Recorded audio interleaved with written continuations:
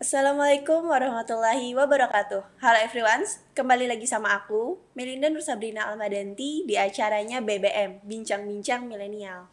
Nah, kalau sebelumnya yang datang ke podcast kita adalah para aktivis dan duta, maka malam hari ini kita didatangkan langsung oleh seorang atlet silat dari Kabupaten Banjar, yakni ada Muhammad Aldo Febrian. Aldo Febrian. Oke, Muhammad Aldo Febrian. Nah, kalau boleh tahu gimana nih kesibukannya akhir-akhir ini? Sebelumnya perkenalan dulu. Oke, bisa. Perkenalkan, nama saya Muhammad Aldo Febrian. Dipanggil Aldo. Uh, Mahasiswa aktif Institut Agama Islam Darussalam Martapura. Umur 22 tahun. Terus alhamdulillah sampai sekarang masih menjadi atlet Kabupaten Banjar. Oke. Tadi tentang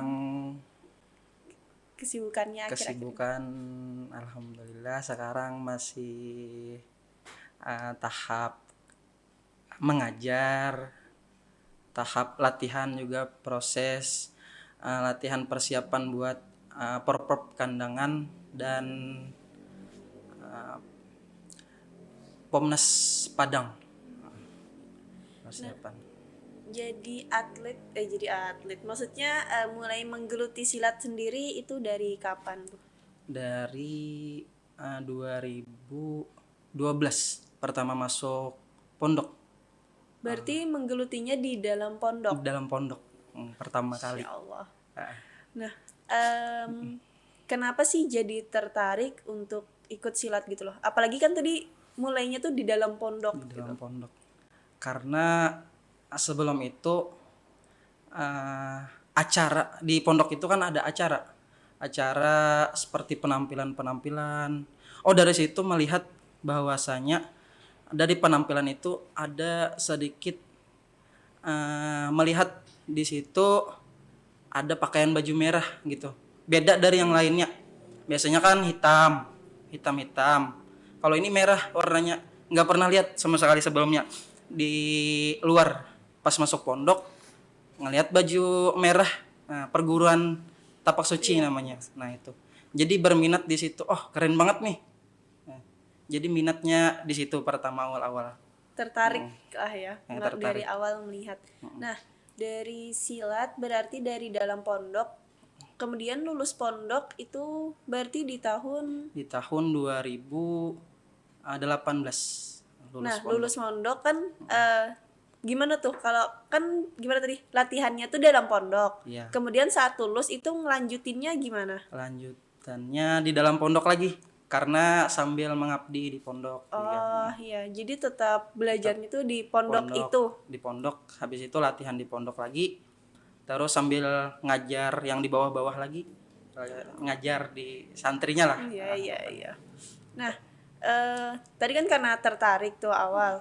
Terus dari yang awalnya cuma latihan, kenapa jadi tertarik lagi untuk menjadi atletnya yang emang menguasai banget gitu loh? Nah, karena melihat dari awal tadi proses latihan itu, latihan yang awalnya susah. Nah, kalaunya berhenti di tengah jalan rasa gimana lah gitu. Tapi pernah juga tertarik dengan perguruan lain? Nggak pernah. Karena sudah dalam hati ini sudah mendarah daging gitu. Kan biasanya sudah tengah jalan nih tiba-tiba tertarik untuk ikut yang lain atau penasaran nih sama yang lain lagi akhirnya nyobain gitu. Enggak sih, enggak kebanyakan enggak. Nah, jadi dan bisa nggak sih ceritain gimana gitu awalnya jadi apa jenjang awal jadi atlet gitu loh? Jadi atlet itu awal pertama masuk nih tahun 2012. Itu 1 tahun latihan dari 2012 ke 2013. Nah 2013 itu pas kelas 2 SMP sudah mengikuti perlombaan di Kabupaten Banjar, yaitu seleksi pekan olahraga uh, pelajar se-Kabupaten Banjar. Nah itu pertama kali masuk final, alhamdulillah pertama kali mengikuti langsung masuk final. Itu bersyukur benar sudah. Berarti ikutnya juga dulu atas nama pondok masih? Atas nama pondok. Daftar mewakili. pondok. Oke. Dari pondok, kemudian lulus pondok ngajar, Pondok ngajar. akhirnya mulai ikut keluar, ikut lomba-lomba, lomba. dan menguasai menjadi atlet itu. Nah, kan dalam pondok sendiri biasanya lebih berfokus untuk membaca kitab dan sebagainya. Pengalaman pribadi, jadwal di pondok tuh kan biasanya padat tuh. Dari habis subuh ini sampai sekian sampai sore sampai malam. Nah, gimana tuh baginya lagi antara waktu latihan dan kesibukan di pondok? Kalaunya ekskul itu ada namanya biasanya di pondok itu ekskul, setiap sore bisa malam latihan. Nah itu karena ekskul itu di pondok itu sangat didukung, seperti pencak silat, ekskul yang lainnya itu sangat didukung. Jadi tidak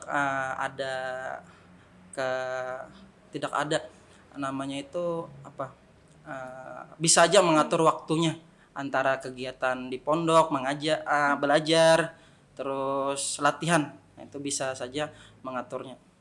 Nah, tapi kan membahas silat tentunya lebih ke fisik kan. Iya. Nah, pernah nggak sih ngerasa yang capek banget? Kayaknya kan fisik tuh, apalagi silat nih biasanya ya kita tahu lah gitu loh. Nah, gimana tuh jaga fisiknya lagi? Fisik bisa pernah muntah, pernah patah tangan, pernah juga. Nah, sampai pernah gitu, kenapa tetap milih bertahan? Karena ya hobi tadi namanya. hobi sudah mendarah daging tadi ya, itu mau lanjut oh ini patah tangan tapi bisa aja masih lanjut, mau terus hati ini mau ikut, mau maju terus gitu. Jadi intinya karena udah terlanjur nyebur, lanjur suka, udah apapun lagi nggak peduli, lanjut terus. Benar. Nah, berarti kan tadi udah pernah patah tangan tadi tuh. Dan udah pernah ngerasa down-nya nggak? Pernah juga, campur aduk. Dalam proses itu campur aduk. Dan orang tua tetap dukung gitu maksudnya? Dukung. Orang tua itu sampai nggak pernah bilang bahwasanya pernah patah tangan. Nggak pernah bilang sama sekali. Sampai sekarang. Nah, ini nanti sampai ke orang tua. Nah, terus gimana tuh? Berarti di patahnya tuh waktu di pondok gitu? Waktu di pondok juga.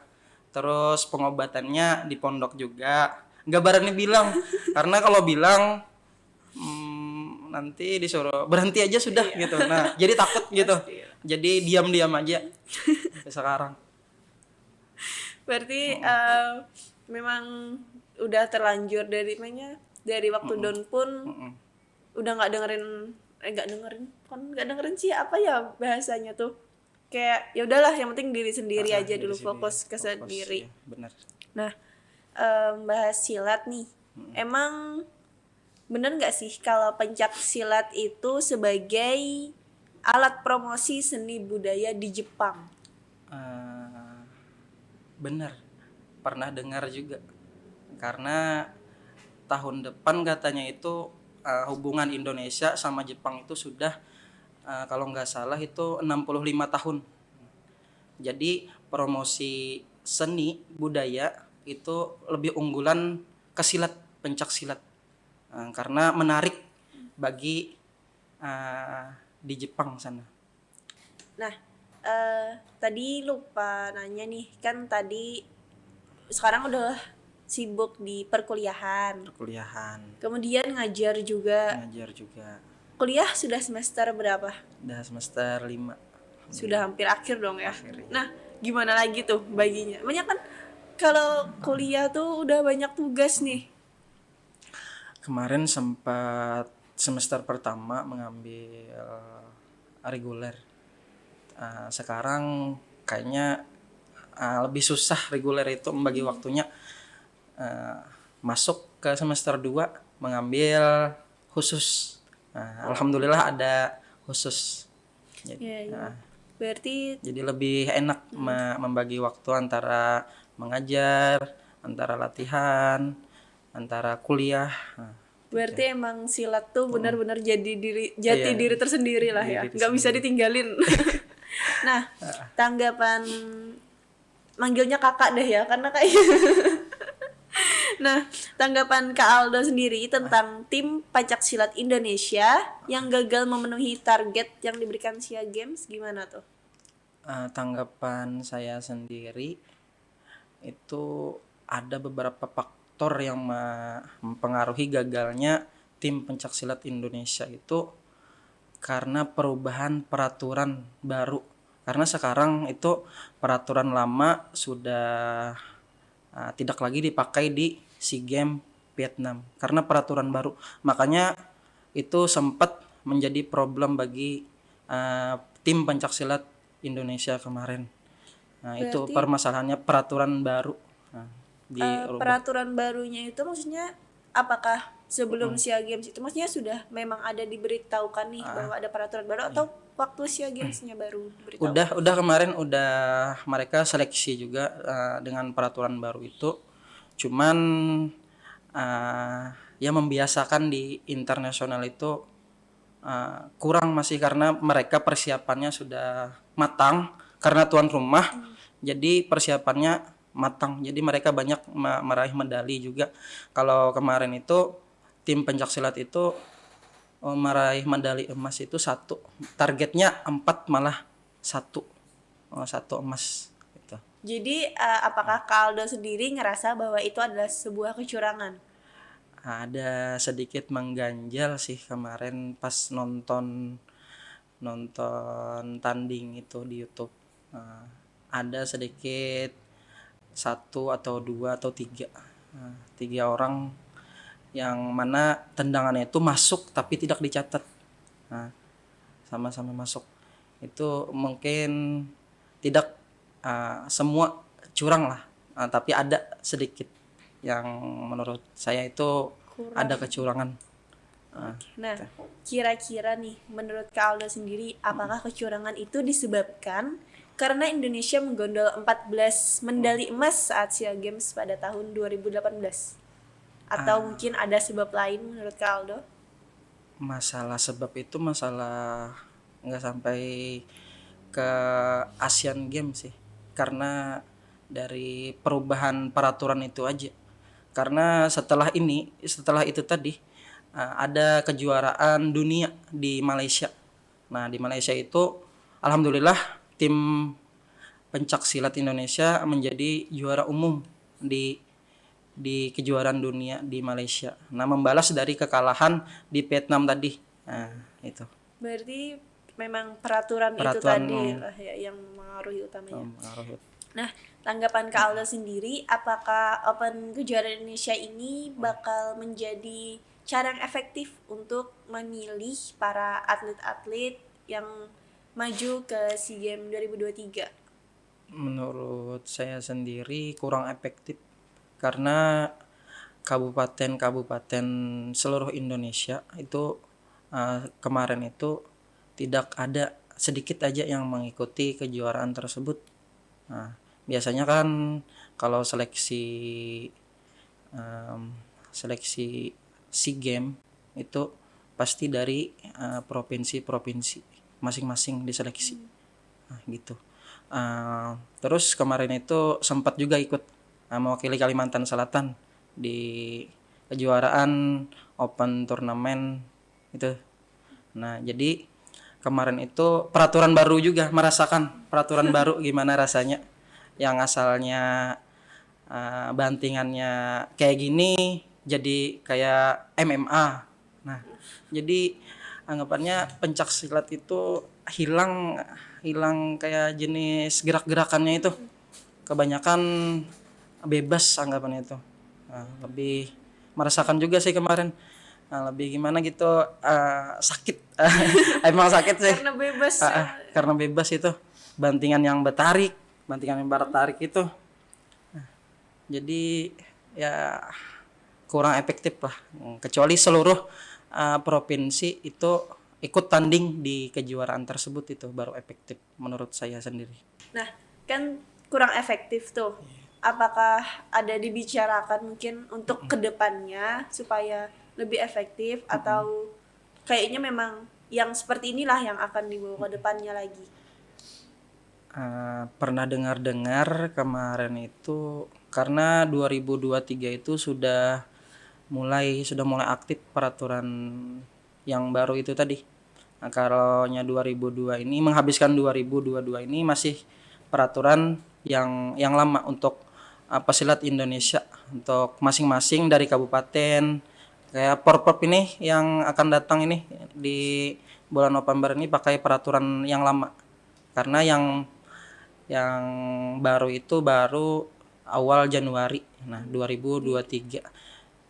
Itu ada seleksi lagi di situ. Nah, seleksi prapon, seleksi yang biasanya ke PON itu. Nah, di situ. Luar biasa nih. Berarti Kak Aldo sendiri sudah menggeluti silat 10 tahun lah. 10 Dari 2012. 2012. Iya. Kurang lebih 10 tahun lah ya. 10 tahun. Luar biasa. Nah, buat Kak Aldo, apa nih sedikit bocoran bagaimana sih ngejaga kesehatan fisik agar terus bisa fit dalam latihan sampai melaksanakan pertandingan? Biasanya itu pola kan itu masuk mau menjelang pertandingan. Jadi lebih hard lagi latihannya. Nah, lebih hard tapi santai. Santai itu kayak pagi itu jogging santai. Terus sorenya latihan teknik. Nah, itu dari latihan. Kalaunya pola, ada lagi dari pola makan. Pola makan itu yang jangan yang berlemak, minum es jangan. Nah, apalagi sampai yang es banget itu, yang cool banget itu. Nah, terus yang untuk istirahat, nah istirahat ini memang mempengaruhi juga terhadap fisik seseorang. Tidurnya jangan kelandungan lah bahasa Banjarnya itu. Jangan sampai begadang. Paling jam 11 ke bawah itu sudah mulai istirahat. Nah, itu. Berarti jaga pola makan sama jam istirahat. Jam istirahat. Nah, pernah nggak Kak Aldo sendiri ngalamin nih pengen pertandingan tapi hamin sehari lah dari pertandingan malah sakit? Karena jujur kita buka-bukaan di sini lah sedikit. Oke, jadi aku dulu itu aktif di karate. Karate Iya. Dulu aktif di karate, dan waktu itu lanut 2000, kalau nggak salah itu sekitar 2017 2018 lah, lupa itunya. Nah, lagi dan lanut hamin 1 hari malah sakit. Yang ini hitungan jam lagi tampil nih gitu. Tapi emang drop yang muntah-muntah dan berlebih. Nah, kalau sendiri pernah nggak tuh? Pernah. Pernah ada sakit. Sakit itu karena capek menurunin berat badan. Nah, jadi silat itu kan ada berat badannya juga. Karate ada juga ya kan. Berat badan. Jadi seminggu itu hampir 8 kilo menurunin berat badan. Jadinya asalnya gemuk, timbul kurus sekejap kayak sulap gitu. Nah, itu pernah kayak gitu sampai sejam mau pertandingan juga bisa lari-lari dulu keliling lapangan, menurun berat badan nih untuk bertimbang tadi, kalau nggak masuk timbangan didiskualifikasi orang. Itu. Nah, kalau di waktu pertandingannya sendiri ada nggak momen-momen yang nggak bisa dilupain, yang berkesan lah? Ada. Pasti ada momen yang tidak bisa dilupakan. Itu di tahun 2017 itu pas kejuaraan Olimpiade olahraga di Medan. Alhamdulillah meraih emas pas di Medan.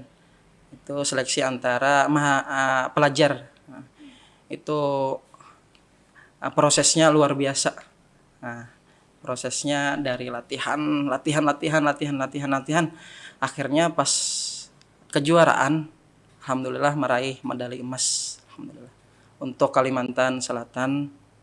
Nah, bisa mengharumkan Kabupaten Banjar juga, alhamdulillah. Allah. Ada nggak nih kata-kata mungkin buat para apa panggilannya kalau di silat tuh? Pesilat lah. Silat. Nah, mungkin ada nih motivasi atau sekalian penutup lah ya. Penutup nih buat para teman-teman pesilat di luar sana, atau mungkin supaya menarik yang lain buat ikut jadi pesilat. Berlatih dan berlatih, karena usaha tidak akan mengkhianati hasil. Dan juga jangan pernah sombong, dan jangan pernah merasa hebat dari orang lain, karena kita manusia makhluk yang lemah yang hanya bisa meminta pertolongan kepada Allah Subhanahu wa taala. Allahumma'i, Allahu najiri, Allahu syahidi. Allahumma'i, Allah bersamaku, Allahu najiri, Allah melihatku, Allahu syahidi, Allah membantuku. Ya. Masya Allah banget nih. Dari santri kemudian menjadi pesilat dan menjadi atlet sampai saat ini yang kurang lebih udah 10 tahun. Nah teman-teman, kita udah denger nih cerita dari Kak Aldo, dari dia yang awalnya seorang santri sampai akhirnya berhasil menemukan passionnya di persilatan, dan banyak dinamika suka duka yang beliau lewati, dan ada beberapa kata juga dari beliau yang semoga bermanfaat buat kalian semua.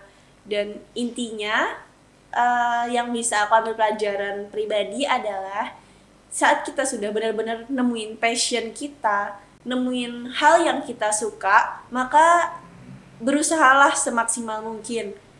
Yang ibaratnya walaupun apa aja deh rintangannya, apa aja cobaannya, kalau kita udah berhasil nemuin passion kita masing-masing, pasti kita bakal suka. Dan akhirnya juga mau gimana pun orang lain dan kita ke orang lain itu nggak bisa mau nentuin nih, kayak kali aja kan kalian nemu teman kalian yang fashionnya di hal yang nggak kalian suka, akhirnya kalian judge dan sebagainya.